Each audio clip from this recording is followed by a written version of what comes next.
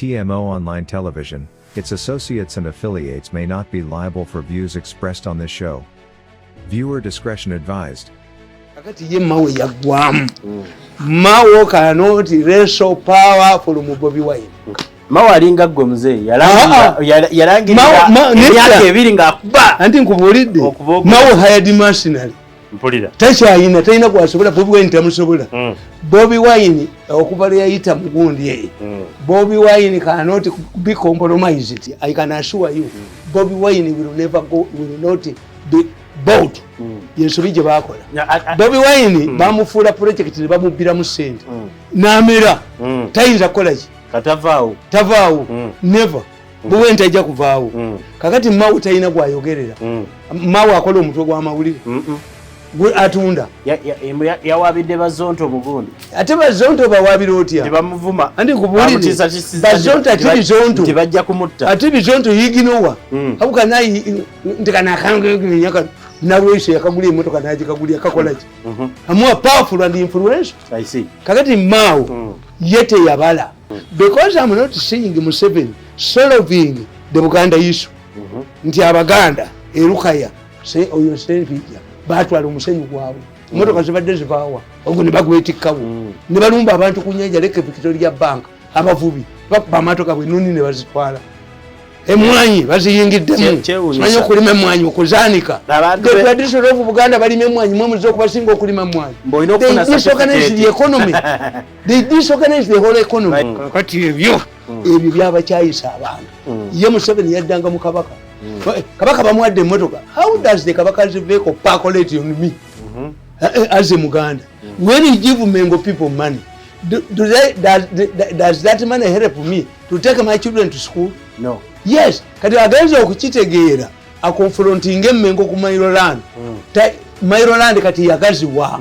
Singa olwaleero oyita abantu abalina Mairo ojja kubasanga nga boyita abantu 1,600 banyankole. The Baganda, the poor Baganda have sold their land to these newcomers. And they have sold it. Kati Museveni babantu wana ne Mairo land agenda kulwana nani? Simanyi. Babe agenda kulwana banyankole. The notorious woman yagoba abantu mutaka muki. Tetuwagira kandeti wa Museveni. Tetumuwagira. Tumanya walwabo. You not see me. I see. Well, nkuganda. Wenda walwabo nibwe kunyirubu. Wali niwe ndabaledi nimenya lwaboko mwali nimenya ekintu kyonna mwali ayiranawe. I see. Niwe kama mataka gishigagula. As long as lwaboko tumwebaza and their group are still trusted by Museveni. I cannot work in this government again. Yes. Kwa nje basanga yabagala nnyo. Nayo oli mu mwenda kwabira naye. Yes. Kakati nze kumenya bwenyezamu oyinza okuntima okungandi jangu entebe nenkwatako tebene nenkukubako omune mwaso omutwe ekitegeeza nze kakati tosobola. Do you believe that you need inside me abaana ba St. Lawrence kulibya gwe yakuba nti abaddeyo bakakubana okulumba kulibya bali bamwaso omutwe? Will there be incitement here? No. They are just wasting time. They are waiting time to grab them like a grasshoppers. To grab them. But this government should go for a reconciliation process. Abantu bemujoze mu reconciling nabo. You have 4 years ahead. I see. But to be palacho and anybody looking, we must produce a video wawa. Mbalamusaako nnyo era mbabuuzaako mugyebale gyonna gye mutuusaako engalo. Twagguse dda yenze Ssaalongo Kanka Kapita ne mutabani wa Mole n'amatovu mirundi ono nga Yosefu Tamale mirundi senior nga situnaba kugenda mu bingi bye tugenda kubalaga lwaleero kansooke mpiseewo kano. Stone Roofing and Construction Company ye kampuni y'omuzimbi w'omusikawutu ayitibwa Nkooyooyo Erisa Kiwana. Nkooyooyo Erisa Kiwana ne banna abasikawutu bakugamba tebatereka maanyi bawe emirimu gy'okuzimbira kyonna omulimu munene n'omitono bagikola bajja kukokolera sayiti yo mu kaseera kennyini ke bakusuubiza ku muwendo oguteeseddwako nga mutono ddala ate nga nkukakasa be basikawutu bokka bemmanya abazimbi abatabuzaabuza aboogera ekyo kyennyini kye bajja okuba nga bakukolera. bakubireko obagende nansana ku kisaawe kya municipal council ojja okusanga services omuli okukubira pulaani okusima enzizi okwasa amayinja Ssaako n'ekisinga obukulu okubawa emirimu gy'okuzimba bajja kugikolera bulungi balina workshop erimu ebyuma ebyokye ebya buli kika bajja kusobola okuba nga babikutuusaako. Are you looking for land or house for your family? Brand Pro Property Services Limited is here. We have well-graded plots in Garuga Lakeview at 50 by 100, 25 decimal private mile, complete houses in Bwebajo Arkwright, double-story and bungalows in Chitende, all at affordable rates. We also have classic 4-bedroom bungalows and villas in Florida, USA with 500 freehold titles and so much more. Find us in Zana, MT Building, first floor, room 5, near Muguluma's Empire. Call us on 0773 216580 or 0703 824079. Kangere butereevu tusobola okutandika. Muzeeyi gye baleko ssebo. Kale. Ebintu bitambula bitya? As usual. Yes. Ffe tulabamu enjawulo. Ate kati ekiri mu Uganda. We have 3 factors. One, the type of politics you have. In many cases, once an election is over, the only exciting thing would be election petitions and by-elections. But in this situation, we have an itching opponent. An itching opponent is like Raila Odinga. An itching opponent, after announcing the results, is when he starts the next campaign. Kakati twajja ntufuna obuzibu. We have the successional fever. Successional fever eya Uganda nabigiwandiikako nembaga it will be bloody. I predicted that Uganda's succession, Museveni's succession, will be bloody. Yes, you wrote that book. I wrote the book. Why? I analyzed the situation. One, the problem is that those in the government started still a mafia group called the Fellowship. It's unlike other mafia gangs, like the Italian mafia, the Kenyan mafia, the British merchants, after the Industrial Revolution. These ones steal from government. And they still serve money intended for service delivery. In any democracy, even if you are capable of leaking elections, service delivery must be important. Because you can say that a white woman doesn't need cosmetics. But she needs cosmetics not to bleach her skin, I see, but to maintain a soft skin. Whatever you do, you must have service delivery. And Museveni's government will go in the annals of history as the government has pumped a lot of money in the population, which has no result at all. Museveni yasinze okuteeka sente ze bazimubbako naye zituuka. Nje nkubuulira teri muntu ne gavumenti y'emmenge ya Buganda teteekangako sente mu bantu. Museveni sente ze ba designers ba policies mwenda yabakolya policies era bagenda omutwalira policies n'agiyisa nga bamaze okutegeera bwe banaagi yasoma ki ali nkubuulira era nga tebakayina tebasobola kulaninga gavumenti. This government minus mwenda's brain bagwa nakati mwebazi bano bonna temuli tebakulimba abo temuli bano baluwa bwongo temuli arrogant for nothing. The mwenda and tumwebazi mwebazi is a scheme mukuleta police za mwenda mu parliament ziba neziyita mu cabinet zibagenda okubbiramu. All of these things originate from mwenda. Kati babagenda okuleetera Museveni ekintu baba maze okutegeera babagenda okukola ki okukibbira abo nabo olaba mu finance bonna bayimplementinga byoyo mwana yes chobola baba yanelego wirigira kwani nkube mirundi 10 obwongo bwange bulowooza emirundi 10 okusinga oyo omwana tayinza kuneerega kajo bujoga bano banaku abagala obwa minisita bujoga ne bujoga ne bujja ne bukusubisa ne bukola kizika osubokubane tebunemeddewo emyaka 8 ne butegeera nti bwe bujoga abantu kajja mu meeting ye State House kali kakola ki mu State House what was Mwenda's status at that time to come to State House and Museveni to entertain him to Ssaako me yes what was his role enaku zino yali ku muhoozi yes andi nkubuli kakati nzongo kyabajoga bajoga mu atajoge I want somebody to explain to me what was Mwenda's role in a meeting that was intended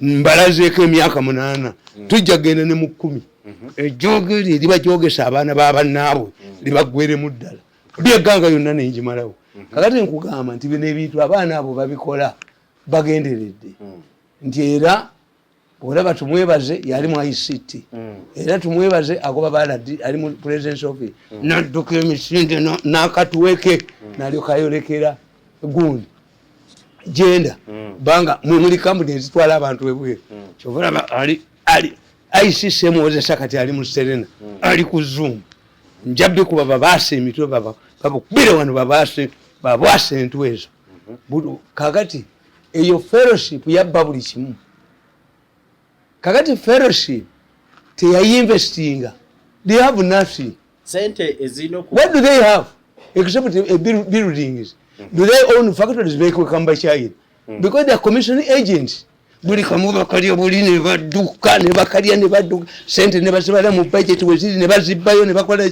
kakati today basanga mu kizibu supervisory arm eriwa teriyo esente zibaweereza ani ayino zirondoola ino okukkiriza bakujoge ino okukkiriza bakujoge bateekawo papers zabwe bujja kati mwebazaako kaleke ntwe mu cabinet ne bujoga abantu kakati eno government yabwe terina checks and balances bawuli ombumutiisa buli omu bwe bumuwa ebiragiro kati as a result they in a dilemma nti fellowship tesobola kuleeta muntu n'ayitamu no n'obuyinza babwagala kakati ate Bobi Wine abalemeddewo kyobula mawajja mawo tasobola Bobi Wine why ate kakati mawo yajja kusipulatinga the strategy ya Lwabwogo eryeji and Lwabwogo mpandise ekitabo kyange Lwabwogo will appear on the ballot paper.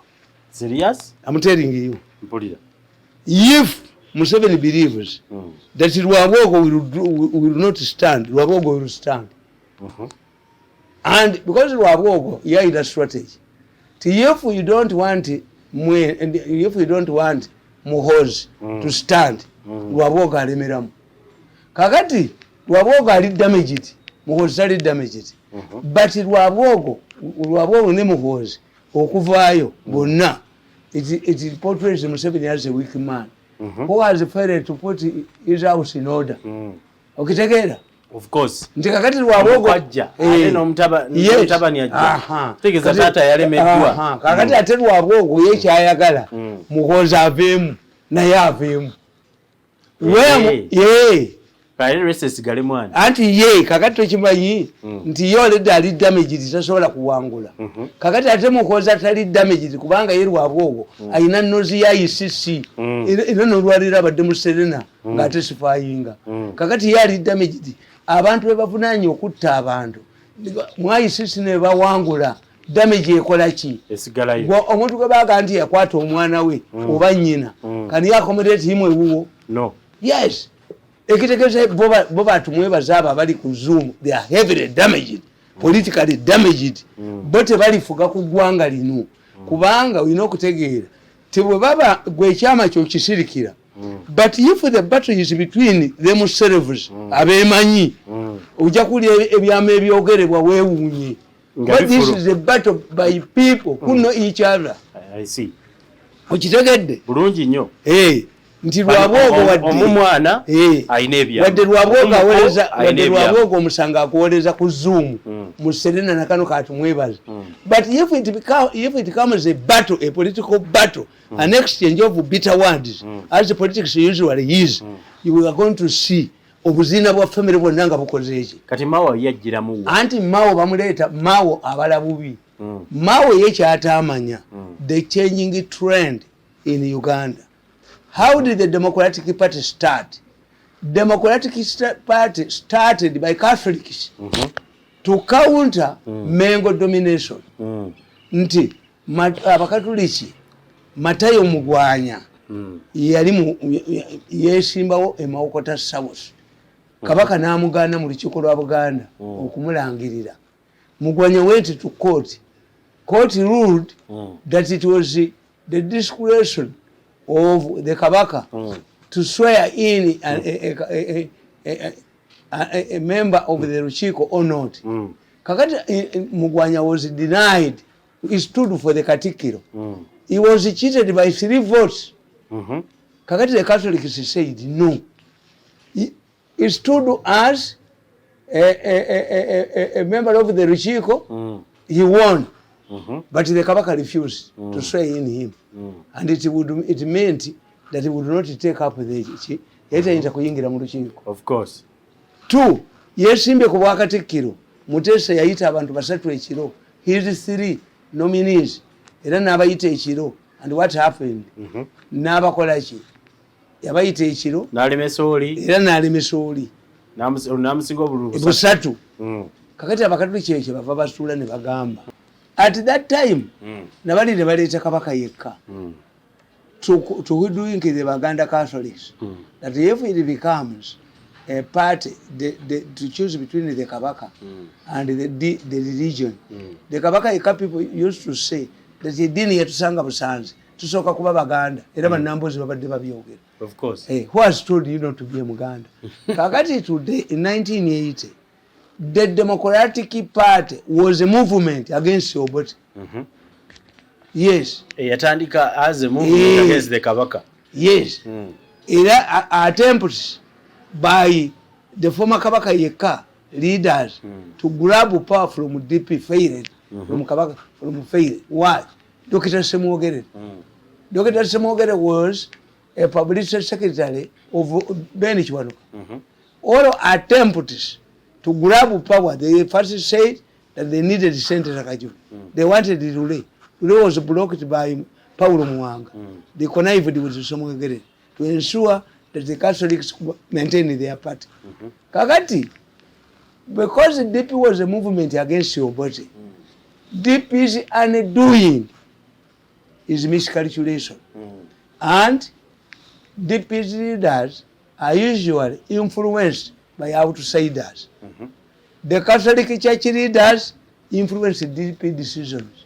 The foreigners, like the Germans, yes, they had Frederick Ebert's, Conrad, Frederick Ebert's Foundation, DP, Conrad in UPC. So the Germans wanted it, were influencing the Democratic Party. For you, you don't know. Every year, people used to go to Germany for studies, for tour. FAD, Foundation for African Development. FAD used to take so many people, ordinary people, to Germany. Kakati, Semogere, when after the elections, Semogere was faced by making a choice. Should we go to the bush and fight? Semogere does not have this practice of fighting. Fighting was dismissed. Why? It was unheard of. It was not a part of Uganda's history for a guerrilla war. Until Museveni introduced. Yes. 2, Uganda had gone through a lot of suffering. The removal of Ule had disappointed the people. 1980 disappointed the people. But because in many cases Ugandans are private people, they want to work. Ugandans want peace. Provided niyo lw'ekiseera kyayiribya leba baddusemisinde nitumula bakonga dduka ne galubindize nadduka bakuleka no. Yes, Ugandans, they are in the gun bo bakuleka n'ojoga ensi n'obba buli kamu n'obba ennyama n'obba amaliba n'obba ebikajjo by'abasoga n'obba kibo ne basirika bakuleka until the time kubanga kakati ngaffe Abaganda tuweza omweso omweso tumanya nti erujja kwalika whatever happens nebotambuza otya neboduka kati semwogerere made a mistake the Germans also were saying but doesn't Obote learn Obote yetayiga but mu campaign Obote yagamba I will start where I ended. Obote spend much of the time in northern Uganda. Even the way the constituencies were carved, it was gerrymandering. The deep on the surface, they had 226 constituencies. In Busoga and Buganda, there are 56. 56 and 18 of 17 of the MPs of candidates, UPC candidates, had gone unopposed. The whole of West Nile, where DP could get votes, was denied the right to vote, was declared under emergency. And the system was not clear whether it was a presidential or not presidential, because Semogere stood for both a constituency and president. And Obote used to laugh at him. I'm not like my brother Semogere who wants to be a Muruka chief at the same time a Gombala chief, bargain in parliament. And when they get into parliament, they lost the support of the people. Atibabali mu parliament wali kyebafunayo because Obote was bent on decimating the Democratic Party opposition. Nti he influenced the crossing of DP leaders, he influenced the killing of DP MPs, so they did not get anything at all. Obote did not change. Obote wanted to isolate DP as a kabaka yeka, and he used to laugh. Sendawula, Sendegeya, Semogerere, Sebana. So Obote used to laugh. Obote always wanted to isolate the Baganda from other tribes. This was his strategy. Kakati Semogere afuna omukisa omulala omubi lutwa wamba government amuyita bakole government. Yes, kuba yali akikoze ne ba Paulo Muwanga. Again, that eroded the DP's chances because Semogere could not get out. Semogere wrongly believed that they could isolate Museveni. Or Museveni would be pressurized from joining Mwanga's government. But there was no way. Museveni was not getting any arms and financial support, substantial, from a foreign country. He was not fighting a proxy war. So nobody could pressurize Museveni to join that government. Although Mwanga had crafted a government of national unity. But you must know that Mwanga had killed more people than Obote. Obote takes responsibility because he was a commander in chief. Kakati Semogere bamukwatya mu government yani yokere olutwa eyatta abantu nga naye Obote agigenzeemu n'aba DP be kati ekyamalirawo ddala DP 1996 Semogere bamala omuwangula mu kalulu yawa fatwa we shall never participate in any future election but be. It was a very bad decision. Why? Kawanga Semogere teyesimbawo ne baleeta Dr. Kakungulu. For the first time, Damian Rebecca had been defeating Ruchams. Kwolo teyajja, Ruchams n'amerawo. Many politicians lost. Kakati, as we speak today, bano Mao ajja mu 2019 okwesimba kuba president. Bamuleeta nga bali be bamuleese. Sebana bamuleeta nga bamuseveni be bamuleese benale. Nti they were fearing that Messi would pull out at a time, a very critical time, yes, election time. So they have always to put in Banamba Lujega, these political weaklings. That time. Babuleta mune babuwa sente okutayina makulu. Chechaleta mau. Nti bulegeti mayizinge. Yes. Kakati as a result, bwafa Democratic Party bagenda okuleta nuupu bali bategedde bano ba Mafia ti Democratic Party ekoze eki eweddewo Democratic Party yafane Mengo okanga bano ba Mayega era bebamu Semogere yagende Mengo ne bafusinga Mengo ne DP into one kati ebikola bya Mengo okugoba abantu mutaka evictions corruption okubba Mayiga kwakoze abantu bakyawa byombi ne bakyawa Mengo bakyawa Mengo yako ne DP yako This is why all attempts, in fact, the alliance was initiated by M.i.S.O. M.i.S.O yabitandika. Tibekate ne Bobi Wine bani. But the mafias in the government, yes, the mafias in the government had decided numbers of us of Kuba M.i.S.O. The people can't and Segona Baruzunga. Segona against the Mukoti by Jacob M.i.S.O. by Solinga Kochi. Ngalima unaba miracle. Kakati Mawa aba miracle. It helped the mafias to create a new outfit, NUP. Ekitegeeza DP yavaawo. But being an political party n'abantu baye aba DP bwe batuuka mu bululu mpuli yasema abagenzi wa Besigye abaddukayo bagenzi wa Bobi Wine anti ekyabwe kyaba anti kankubuulire when you don't have a hero you create a hero for you. Nti abaana baba abasiru oyinza okwerera wa neighbor kakati olwokuba Democratic Party tewangula bo abantu babe new generation tesoma mu ddiini temanyi bukatuliki temanyi Buganda wano kabaka ba Buganda Land Board bakwata ku ttaka lya Bobi Wine babavuma kamera ono mufere w'emmengu n'atandika okugamba mukoddomi wange ngaagala mutunda wa Museveni kakati Democratic Party yafiire Mengo ebikola by'abamayiga abakatuliki biseki Mengo kakati today oba DP bano yeru abogo strategy ayagala kutema mu NUP akulietinge wochi ate na bana abano abaponinga balwabo bebagala okulivayizinga Democratic Party kubanga Zimbabwe when people know that Museveni is not coming back the enemy will split. I'm telling you binding factor ugambye ekibadde kikuma NRM kibadde kintu eki. People have been thinking that when you leave NRM, when Museveni wins, tojja kufuna kifuna kimu. You will suffer the next 80. It's only people like me who can spend 8 years to live without in the government. Me can work for myself. Others fear. Central chobolo baba joga ni baba avuwa zanga ba sempija nchani baba komyawo ne bajoga ni nchana dda ne bajoga. They know. You cannot work for yourself.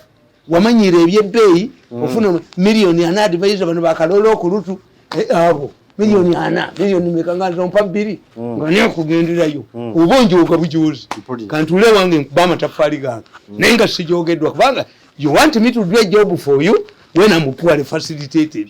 Ekyo sikisobola bakube ebintu byange kubanga abali esente n'okwogera tebogera Muzeyi M.i.S.O naakolera anti nkugaye nti M.i.S.O akolera bano they anticipating is Mafia. Ba Mafia bo anti nkugambe bayina two groups.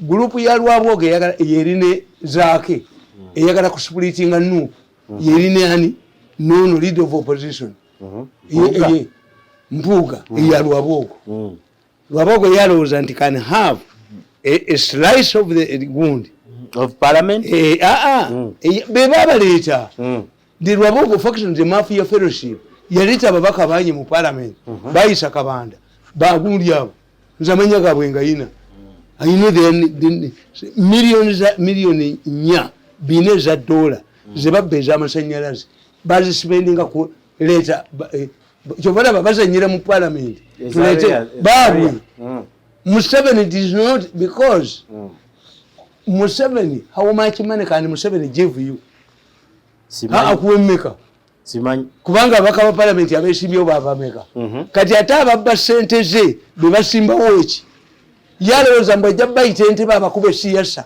ye Museveni yalowooza nti ajja kukwata omuntu amuwa omulimu obwala disasirike ebyo byabaana bato obwala disi bw'abaana bato obwa minisita obeera otya minisita bakubonyebonyenga mayanja nabako bakuyisemu olugayi gundi M.i.S.O lwaki aconcentratinga ku Bobi Wine anti nkugambye ye lwaki ye gwa concentratinga M.i.S.O thinks that he can destroy Bobi Wine. Bobi Wine yamera takyagenda.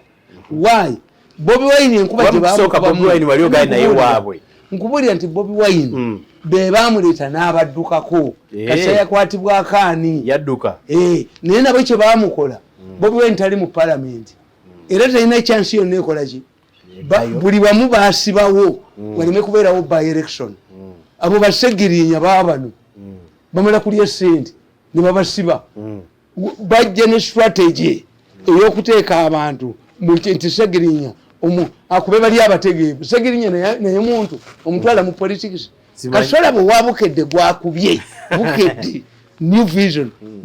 Walabye ko nga ababukedde ne New Vision bawandiise ku muhoozi n'obuzaava abo bali wabwogo yaleeta oyo omulenzi Dona namuwa ekifo kyange n'ateekamu ssente nnyingi ate kati anoonya onoonyezaki noonya nkubete nti omutwe gamba Dona kolere. Yes, but these people why didn't you anticipate that the man I'm humiliating now, the man I'm choosing abusing my afumye nafuma nazari kakati ejogo kali kubwe mutwe tomanyira sije kwogerako naawe yadona ku olumu. I never see you, I never talk to you. If you take your money, take your money, but I never talk to you. I will deny you this opportunity. Waliongo bangongoberashi they didn't sisobola muwogere ne bwavuganya ne mpunu mpagira mpunu. Somebody was saying how can a man compare empunu? It is demoralizing. Yes, to express my anger. I'm expressing my anger by saying if Wabwogo is challenged by Empunu, I support Empunu. Kalimzei guni mawo okutandika okuba Bobi Wine. Bobi Wine kyava kukuddukayo. Onalowooza bainamuteeka mu omukazi nga yanobye nga tajja kudda. It takes a lot of time to understand ntajja kukola ki. Tajja kudda.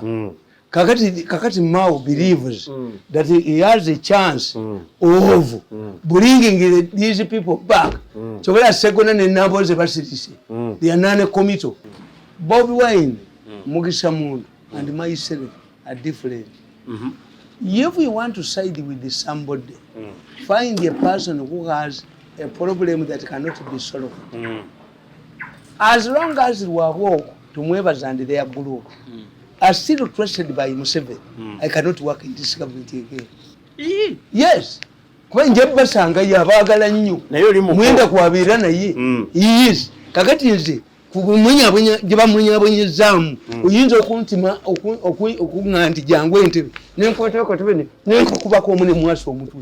Ekitegeeza nze kakati tosobola. I have a problem that cannot be solved. I see. Kakati negundi mugisa muntu naye bamushumiliatinga mugisa muntu cannot come back to NRM. Kakati ne Bobi Wine enkuba gye bamushumiliatinga mu toche gye bamukolako cannot work with the NRM. I see. Those when you support them. But if you support something, I've lost 8 years. Wabwogo has grabbed everything. Obukofira bwange nabukwata. Tisa rich mirundi ononochi mulenzi gwe. Lwaki kati atonnonya. Lwaki onnonya. Omunya abonyeza. Nina olifa nakajiko tukayina mu nyumba. Yes. Sinza musonyonga musonyi waki. Rich mirundi is a nuclear bomb. Nino kubero nga ndi muhanda we yazabo. Nga ndi mupaka si wabwe. How? Kamfo paka sinenga sibakoledde. Nange sijja kukolera.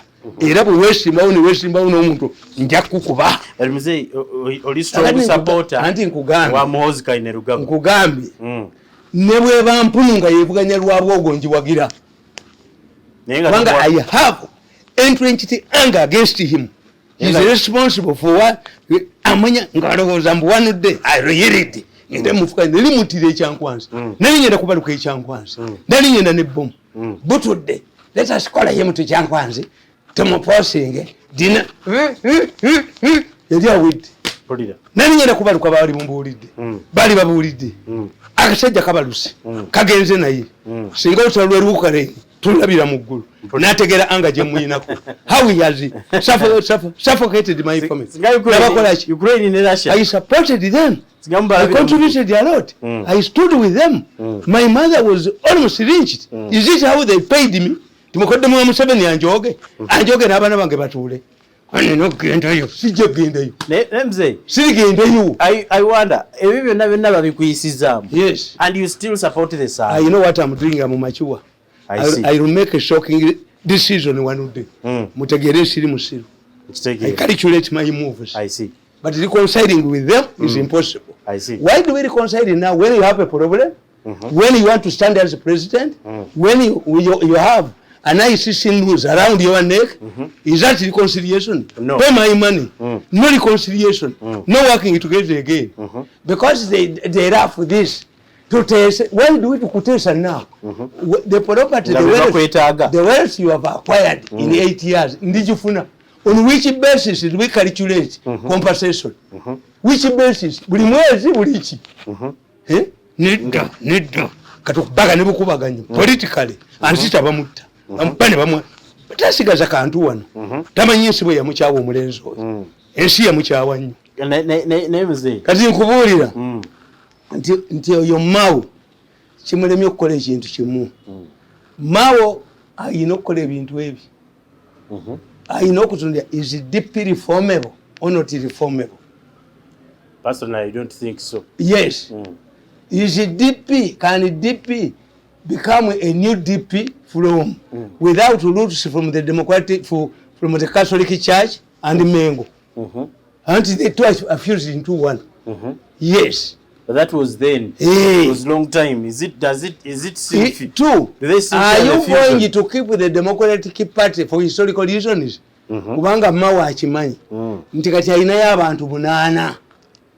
But I think Mao should just resign. Kubanga DP agisse. Nti nedda DP si Mao yagisse. They did all the experiment. Semwogerere killed the Democratic Party. It lacked direction.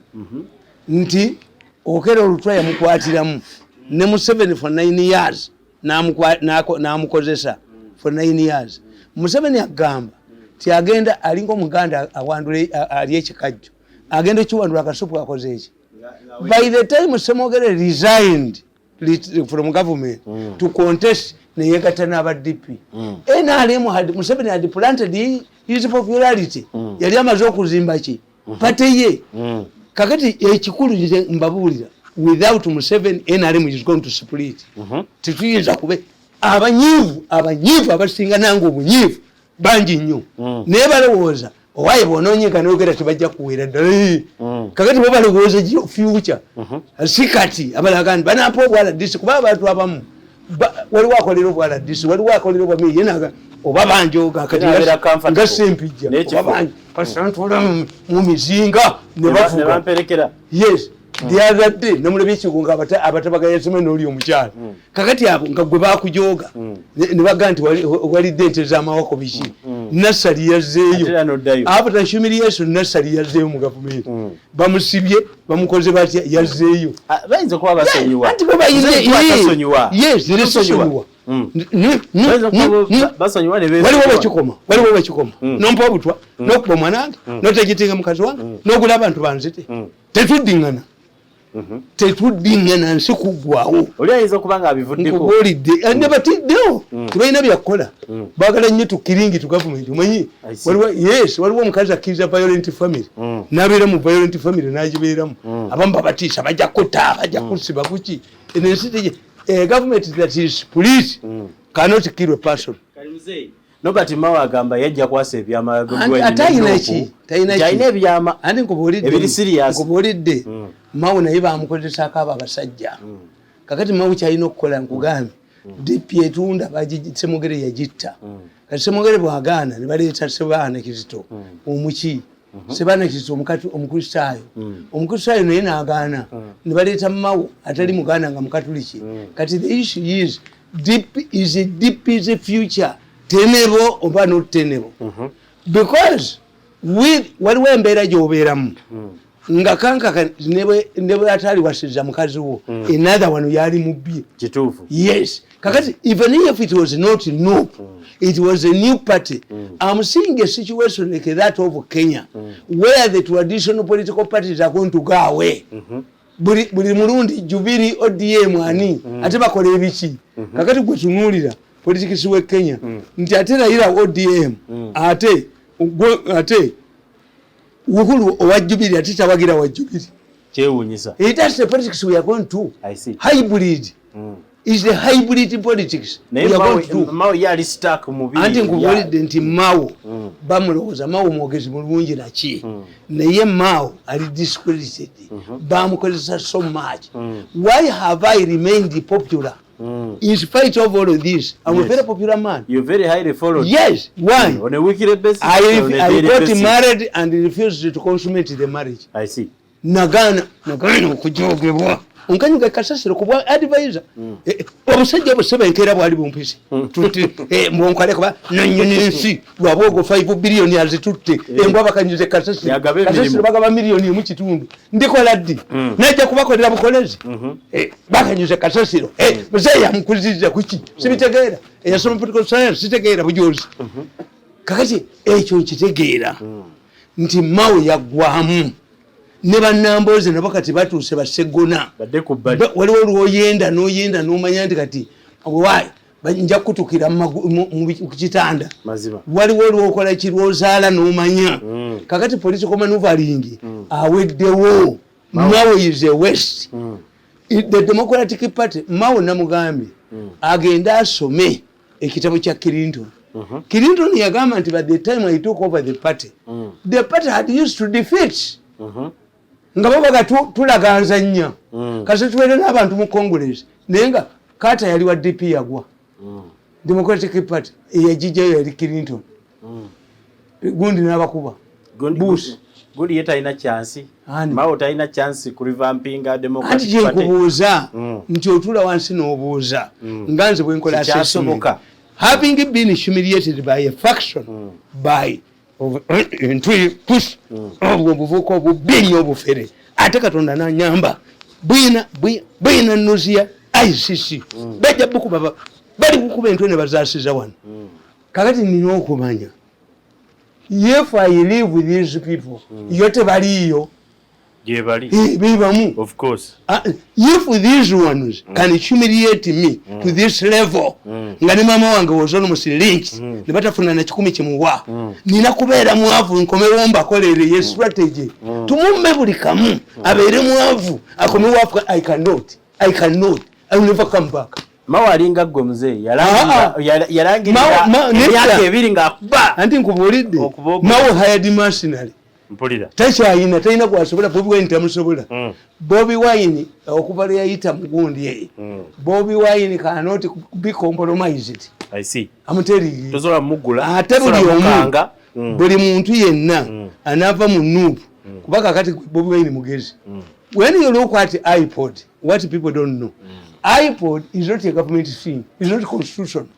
iPod is funded by the Netherlands. Yes. iPod is funded by the Netherlands. What is provided for in the constitution is the National Consultative Council.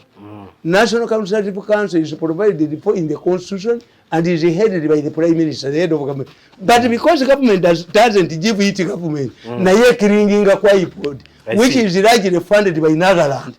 Eri wava sente walala. The National Consultative Council will maintain his finances. Ye yakwate skeleton staff. Gwereka abantu bagenda abantu babatti. Olaba Namboza ayogera. Olaba Segona ayogera. Olaba Mwanga Kivumbi ayogera. Yes. Why? Mbuga abadde agezaako nga bamukuba mu monitor omulaga nti ali Newton. Nkubanga monitor bakuba muwoozi. Human rights biki ng'owulira nti yakuba muwoozi. Kakati that's good. Nti abo bafu. They are politically dead.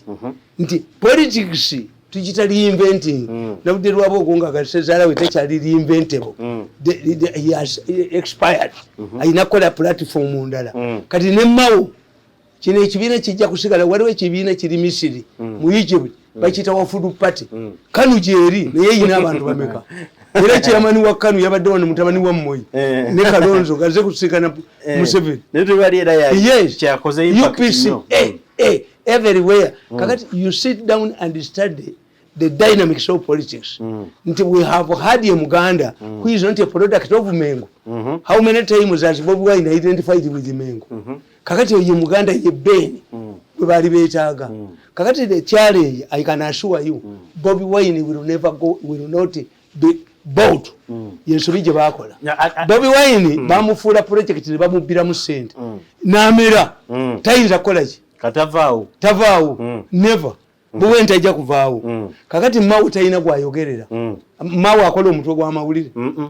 gwe atunda yawabidde bazonto mugundi ate bazonto bawabira otya tebamuvuma andi nkubulire bazonto ate bizonto tebajja kumutta ate bizonto yiginowa habuka nayi ndikanakanganyaka nalweshe yakagula emotoka najikagulya kakolaki amuwa powerful and influential I see kakati mawo yete yabala when you get married you lose virginity credibility public support and bizonto byayogera you lose them once bizonto byayogera ku maje ne babasiba bukyogamba nti kitono yemma wakiraba nga kinene no newakubadde baali bazonto babatwala ne babasiba nga bagamba bakuma omuliro mu bantu nti Uganda eri tribal we bakola akatambi kali kalaga nti ebifo byonna bya region kakati tekani somebody say nze banga ndi mutamivu oyo omulalo is mad this mad man am I mad no bayisenjina lwe mukebera omutwe bukedde did I become mad no yes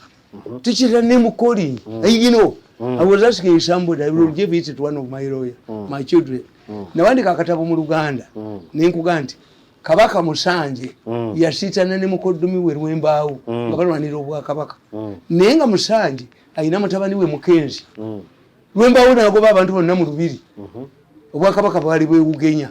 Nga yalowooza n'Abagereka yali amugambe baali bamuyita Jaliya nti ajja kusike nti asobola okufuuka obwakabaka wadde nga muki.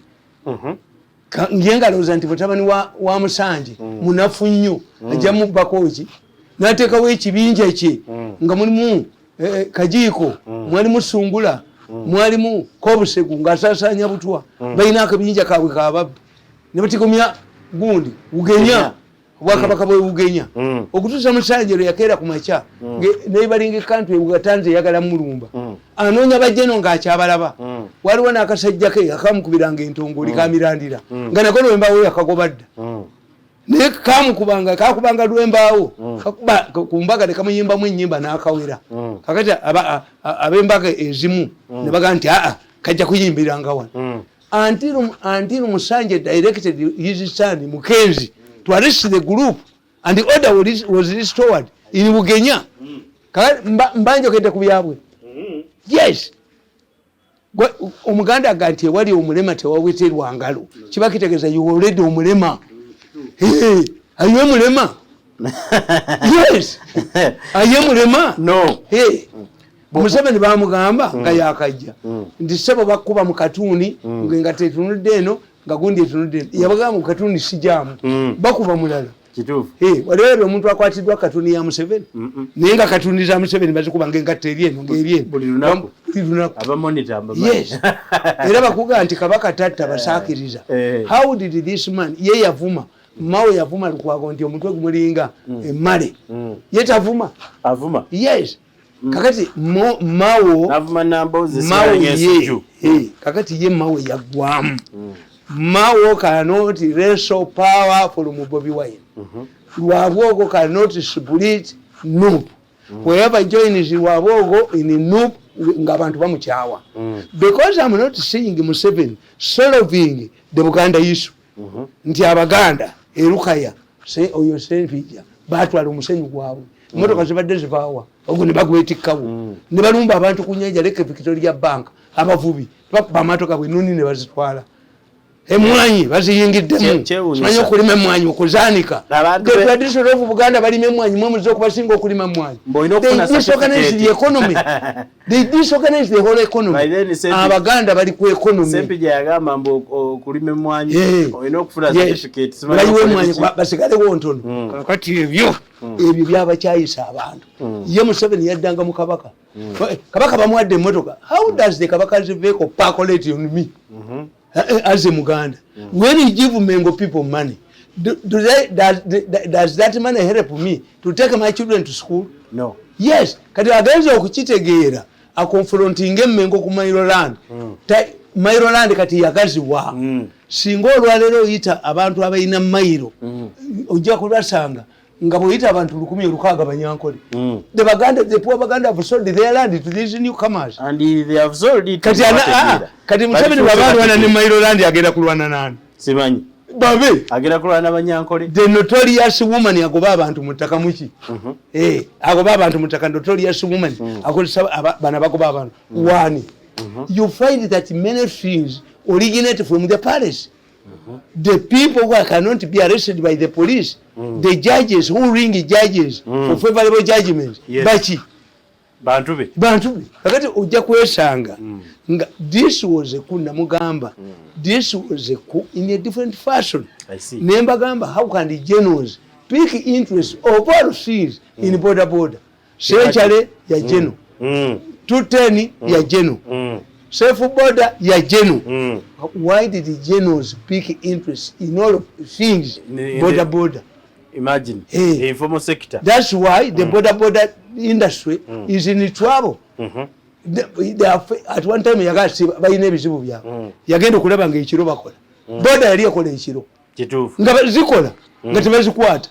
Yes, Museveni yagala zikole ne baziteekako ekulobak nga mulina uniform nga babakebedde emitwe era ekya Museveni kigana okukola because somebody is keeping the border people nga amanyi kyali bakozesa gye bujja.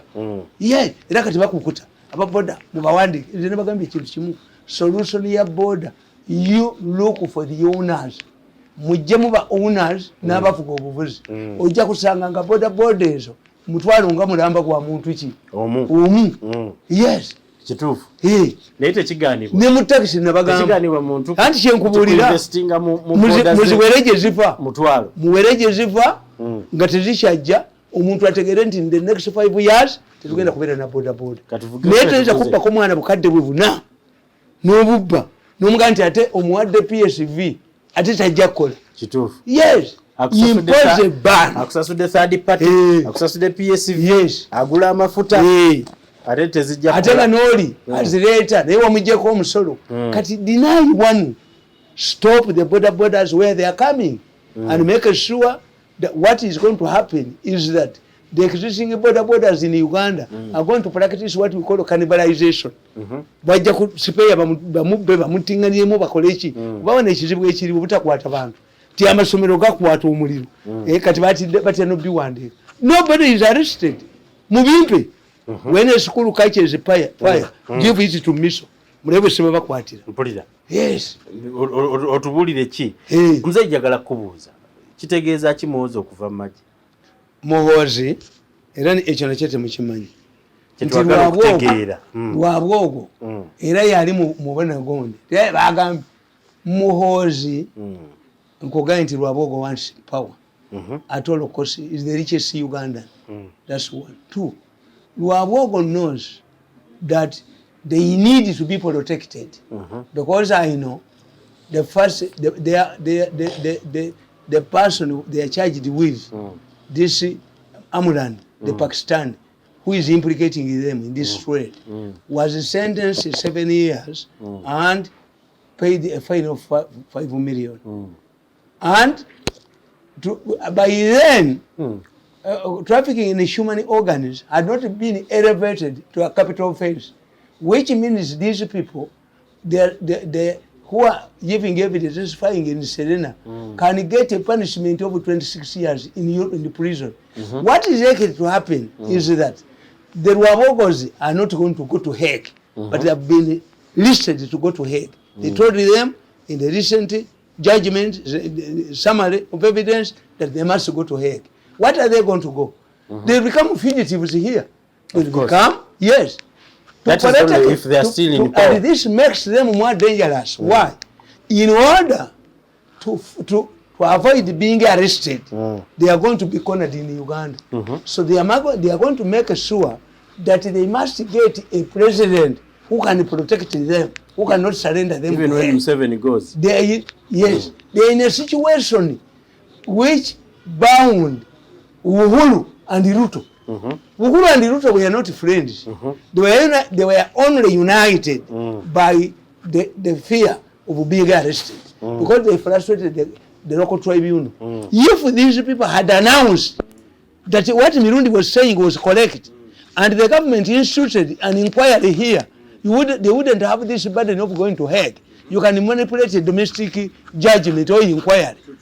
When you're trying to avoid an international inquiry. Kakati ye Lwabwogo agamba mbu bagende mu electoral college ne muhoozi Sigana family yabwe gene mwereketo ko bagene mwe nare se nare babirete no mu referendum ubanga yakimanyi parliament waboga akimanyi Muhoozi is not a member of the fellowship waboga yagala kuzawo ekibina ky'ababbi abalina interest ayagala interest as refusing mubali there can be under here people can kill us yekyategeeza nti omukubo yalina betutamulonda mubadde lwaki muliye mwekka why have you been eating alone to the extent that you don't trust anybody any Ugandan else except to protect your welfare that was a mistake even the Kenyans had Moi could easily protect their interests neinafa babakoledde mututwala tukaba mututusa misinde mutulyako ne 5 billion nozitwala kwa mugago muitire singa batokubetaga yes if the politics is alliances if they had looked at us as a future asset no they looked at us as a package. I see that one guy waka chiko atula kachiko kuli netafuna budget yiyi aina kubeera one kuba it is prestigious to work with us you feel it as prestigious to be a member of this committee ninga lwabogo ya mufuga who tells you aina kudda mwene BS kati aina okudda mwene ngani njagala wabe wakyogera mu maaso ga mukube nyondo muttirewo mukuba mutwe ogwongwasi omuntu agandi yes babadde babiresi ndoza bayina tumwa milioni 10 kubanga mwavu nnyo okudde okolisa ne bwe mbandi ku gundi ku desiro ne bangamba nti okubadoninga obata kuwanika kalaba de wakalisa bampa nika kalaba kalisa yakwata sente bilioni 10 nasigabana nabo abasajja omukyayira kibuulo namukyawanyu you cannot use me twice you say I created a libelous case for you 10 billion nemuziba je chancereyo ononya nyondo anonya geneza kibuli you see when they look at some of us I have determination yes ekintu bwe kifu amanja kifudde kati bano nabategera twali kibagenda kumpa they are looking at me as a mupakasi my role is to kupakasi until they can give me a job here and there but not money oli kyagamba nti eriki mirundi izani tulina okubeerawo nga tumuteeko nga muteeko mu lugosi lwange mwanda we no mirundi zairinteri kyogamba muzeeyi ku ballot paper kunaabaako Muhoozi anti yono kyayagala lwaboogo ayagala okukola contradiction nti ye ayagamba kubanga Muhoozi bye bamukoze bibi nnyo ebyo ne bye bateeka mu violations kutokyalaga bantu naye afunedde nti kakati they know the damage that being tolerant naye amanyi bye bamukoze so lwaboogo fears Muhoozi presidency I see amanyi byamukoze kakati lwaboogo aleeta situation egamba the two of us should not come era fe abawagira gundi Muhoozi bwavaamu tetuwagira kandidate wa Museveni tetumuwagira tetumwogerera tumanya walwaboogo you not see me I see nkuganda wenda nibwe nkunyirubu wali nibwe ndaba radio nimenya lwaboogo mwali nimenya ekintu kyonna mwali ayira nawe nibwe gaba amataga gisigagula sobola gula amataga lwaboogo atosobola gategeera ngamanyi kampulize ate bagenda kwekuba kati gabira ebiri emulago akatambi kakube bakutte kugwanika omusajja bamukubira gwanika moko babadde battiramu abantu the remaining one of the remaining places where they extract organs is a mochari mukasiro omusajja yalanze mochari when you say Zimbabazi man when did you realize that it was Zimbabazi man two if you are talking about money did it originate from my gigi did it originate from the auditor general where did it originate mbukana akacheko akadu anti-drug ako anti-drug amamukutena dagala you are stupid at this money plant nze we dagala nimuga this money were found drugs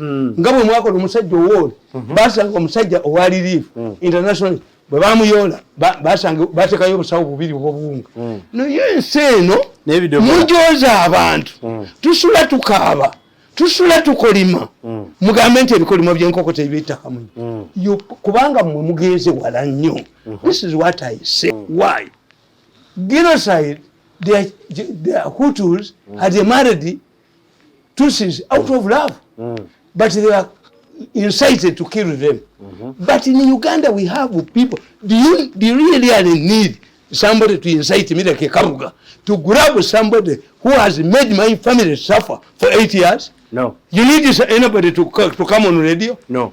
Do you need somebody to incite in nursery who does not have a child, but at one time was charged for stealing 35 million with the 2 other people? Never basent duka kono kintu akintu ne kaduka kano ne kasiba byandala. You think you need byandala to hear? You want to you can't remind him.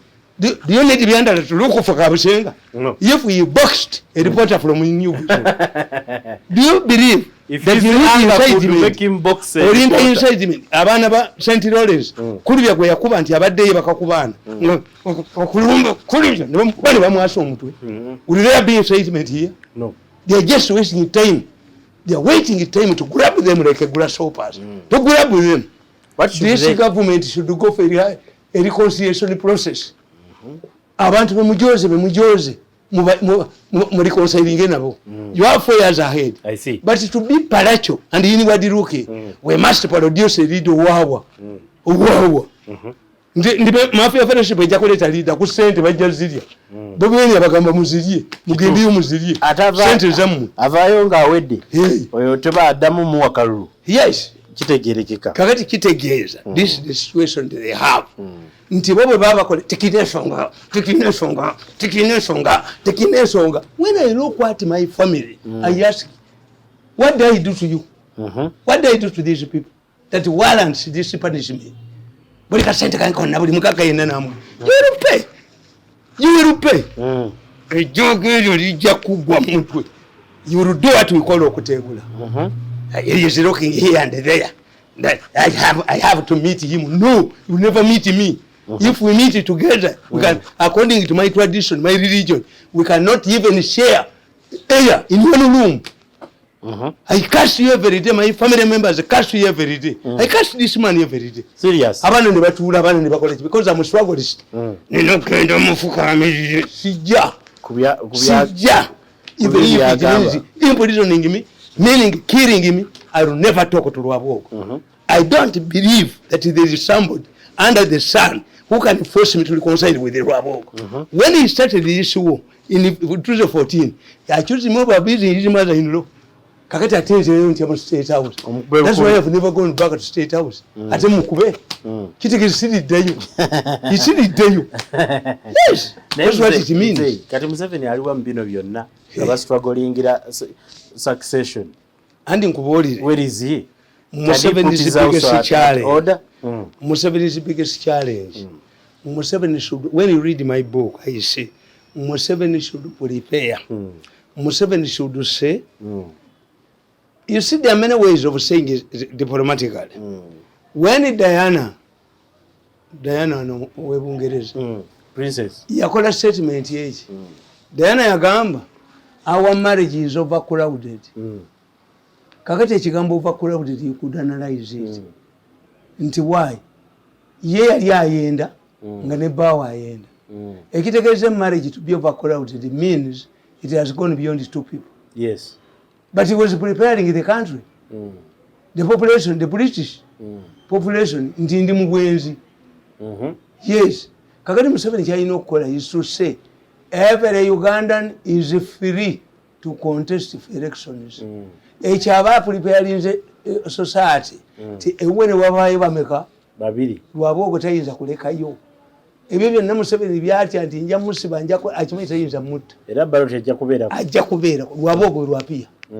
And this case, because Museveni did not help him to get out of the case, balo was anti bajja kugula bali.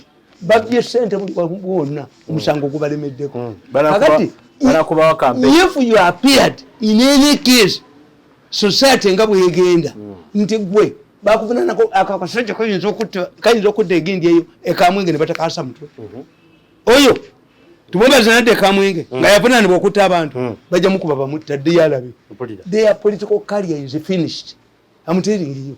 Kakati the only way of blackmailing Museveni is Lw'Embeera to get another person kubanga bategedde bonna bategedde gwe tokimanyi ako kamwende ekyakalese kamusiibudde oli kamugambye guli musayi gwange yes kamudduseeko kadduse ku lwabwe ogwo by appearing with muhozi appearing in public that command was demonstrating that I'm no longer part anti kagenda Museveni yabuyita ne bugendayo kati kadduseeyo kati kalidde fete batuwa nze tebampa n'omusango yabawa ssente empitirivu billions n'okugenda nabategeera nti banjagaza kubeerawo okufuuka mupakasi as long as amwe mupakasi nina okuddayo mbakolere nfuuke mupakasi wabwe tikijja ekikola no the mupakasi issue is gone ate n'emyaka 63 mbulayo emeka kuddamu bakolera never kakati what's the purpose of giving him this money if he's not going to seize fire? No, the money is not to seize fire. It's the loss I went through. Ebyo mu byawule you don't compensate me to do a job for you. No, you compensate me because you know you have suffocated my family and the money was not yours. Why do you give conditions on money that is not yours?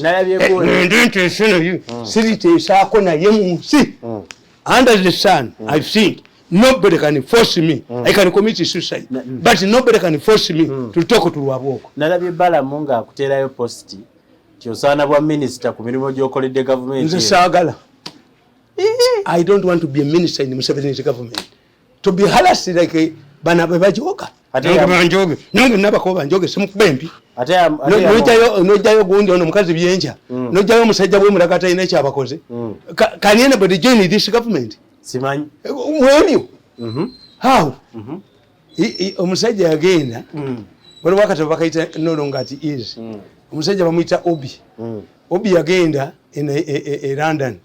N'akomawo bwe yatuuka ku airport ku port e Nigeria ne bamusaba enguzi yagamba nti dear old Nigeria where does one begin ensi bwe yagireka ensi gye naleka nga bangobye bantutte sirinya yemu yennyini tiziwasi n'ow'emulago naye bamututte kugala ki ow'emulago bamututte kugala gwanika battiramu abantu ate tewali amuyamba nze muyamba mpulira. Yes, ono mulema byencha ababuliza sente bamututte ababuliza kubaga nti mwakola ki oyo bamututte kaka they have not learned anything nti humiliating people is a part of their blood. I see. At any time whoever joins them will suffer humiliation. I see. Bakimanyi kyabakuliramu omanyi omuntu ahumiliating abantu tategera tuta empathy okumanya this man has a family. This man is also intelligent. This man worked for us. Who should can't we? For 14 years. Can't we always basi be bayina okwegayirira. Se wabo basi ayina okwetondera. Bayina genda. Bayina genda yo kuba wa kitaluki. Bwe bali bayingira Kampala niye ne walaba company ya motoka bavake mabege ya sente. No. Ngani nkwetondera koji. There are times bazikoze abaganda n'abali bazina n'abaki with the anger disinterested anger you are seeing. Yes, in fact kankubulire singa sibajoze omuntu agamba kwata sente zozimu tumulabe nga sente zozikoze eki whether he continues fighting us. I see. But aja kusirika jatwegayire tikiriyo. Me I'm like a pig. I don't have a reverse G. Te kakati te muyite era million ereba NBS mubayina shares. Bwereba eba NBS mubayina shares. Because this image of Bupakas, it is this image of Bupakas to look at people as our Bupakas. That is as Barungi. But this is of Bupakas, Okuloza, there must be a small clique of people. Guatala's a tribalism, or you must say Mukiga. Omusajja w'emulago mukiga. Golooza ebyama byabayinako bifaanana biti. Simanyi. Olowooza ebyama byabayinako. Simanyi. Sibiyitirivu. Era bamuyodde batutte mukomera omusajja omukulu. Naye ebyo byonna mwesimira bunnya. You were inciting the population to revenge. I see. I'm telling you. Ababikola bali bivuddeko. This type of incite, putting people in prisons, akasajja nga katoke babadde bakozesa kaani. Kano ke basiba.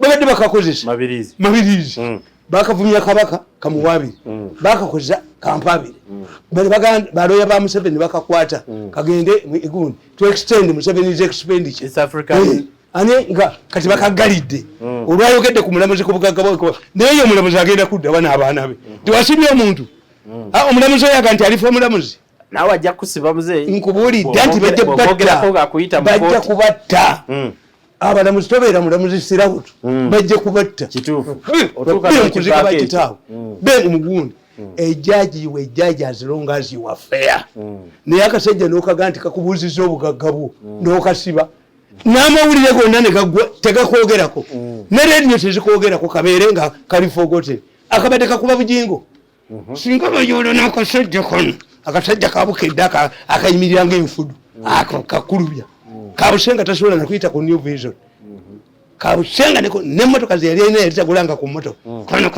kano ke kabadde kamuleese mbwe emwanyi era kafulumira we kaliira se oyo omwana obusungu ensi bwemuyinako tumwebaze ensi bwemuyinako ewaabwe kukinayabika ojja kubula aliyita mu ttaka most of these hated people ensi yabatamwa ate bajja kuttayo omuntu oba balikwatayo omuntu n'abalemerera n'olyokola bakampala bwabeera reduced to the size of a toilet for me katonda yanyama na platform but they are very angry people. Yes, I have not come across who don't express themselves in Museveni's government who is happy.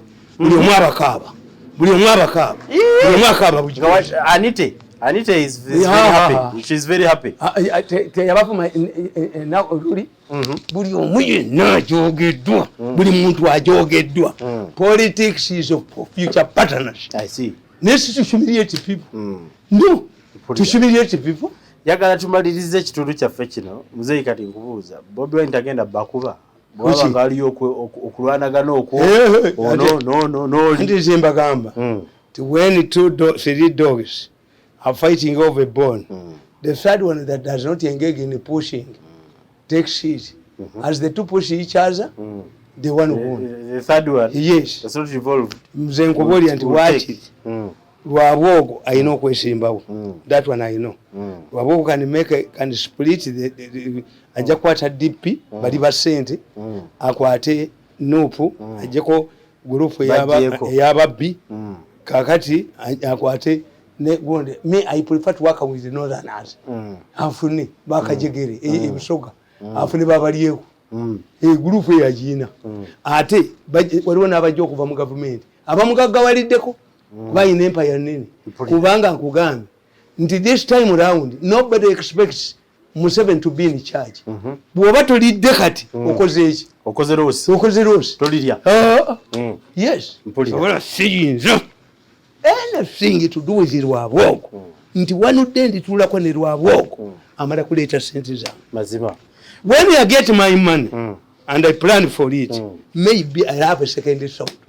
Naye nga nnyabo talina kyalya singa tetubadde nga tulina sente zaffe atambula nakugulu kumenye naye nga bamukuba lwa Museveni bansasula okunsula kasasiro bakanyuka kasasiro biliyoni emu kitundu bwe tutyo tutambudde mu kitundu kyaffe kino toka upesi kwa State House genda kasasiro yuko to the garbage group singa sali musajja mukozi nga mbeera kasasiro mbwera nkomewo bwali bumpise enkera ayikalejevo mirundi ejjo nje kubobe tinti amunote type you can humiliate bwe tutyo we tutambudde mu kitundu tosobola kunhumiliate tubadde ne muzeeyi Tamale mirundi tubasiibudde mweraba.